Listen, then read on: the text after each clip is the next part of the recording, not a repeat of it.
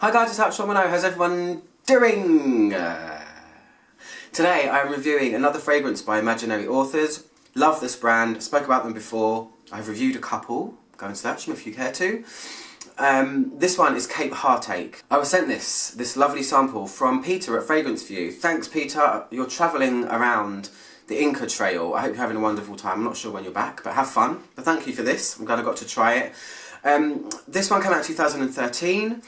Really cool brand, kind of interesting compositions, each one quite different. I've still got two more of theirs to review, I believe. Not sure what they are, can't remember off the top of my head. But this one, Heartache, the notes of this is a very, very evergreen-like fragrance. So if you're into the piney, foresty kind of stuff, if you're an outdoorsy type that loves that kind of nature smell, then yeah, you're probably going to love this. So the notes, you've got Douglas fir, evergreen fir, kind of piney thing, pine resin as well to add to that, hemlock, which is a kind of plant flower that is part of the parsley family. It's supposed to smell a bit like carrots, which is unusual, I think.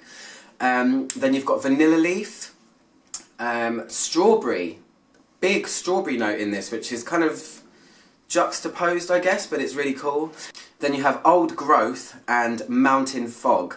So there's always a kind of fantasy note when you have an Imaginary Authors fragrance. There's always something they put in their composition that makes me think, oh, that sounds really cool. Like they've got bull's blood or tennis ball and just strange little things going on. So this one's a very outdoorsy fragrance.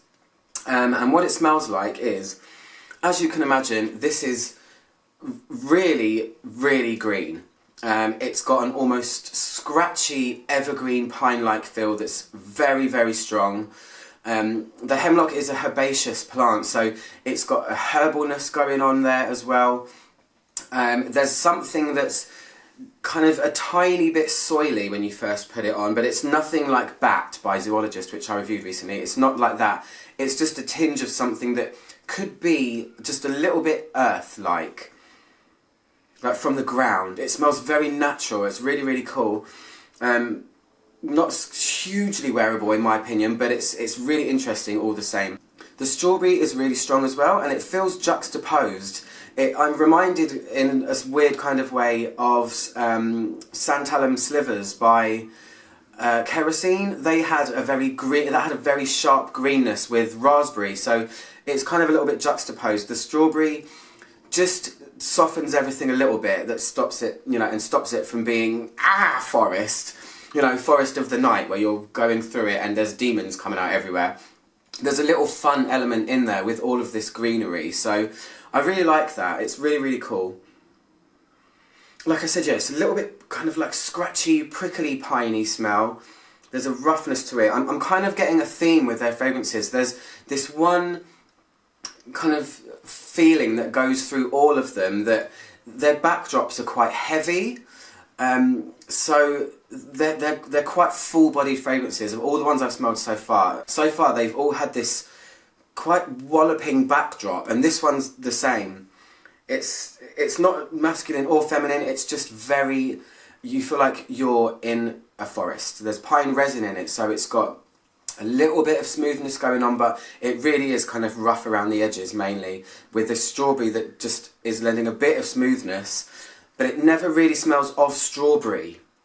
It's very well mixed, and you can really smell everything in here, which I really like. It's nice to have a fragrance that has a note list where you can really smell everything rather than just loads and then it just gets lost. So, lost in translation. So, yeah, this stays quite linear on me. If anything, the strawberry does kind of back off a little bit, but it really stays true to its green character the whole way through. There are no surprises where it's going to just change at the last minute. It kind of stays how it's supposed to, and I like that too. I like when a fragrance is linear sometimes. With some fragrances, they don't need to develop. This is interesting enough to not have to change anymore, in my opinion. So, from further away, when I've done my funny test that I do when I do this, and I walk around with it so I can get the kind of the sillage a little bit, it is a lot softer in the air, and you can kind of smell the strawberry a little bit more when it's further away, but up close and for the first 10 or 20 minutes, it's the greenery overtakes, because there's 3 elements of greenery in this. So that's pretty much it. It's really interesting. If you don't like pine, you're not going to like this, but if you do, like I said, if you're an outdoorsy type that takes walks through forests, pine forests, or if you climbed trees as a child, like I did, then you might appreciate what this is about. Yeah, medium wear length on me. I've had other ones of theirs that have lasted longer, but this one's probably about 6 to 8 hours. By the 8th hour, it's more a subtle greenness than anything. And projection is not a huge projector on me either, but test it out on yourself. Anyway, I'm out from click my logo to subscribe, and I'll see you guys soon for more reviews like this. Goodbye!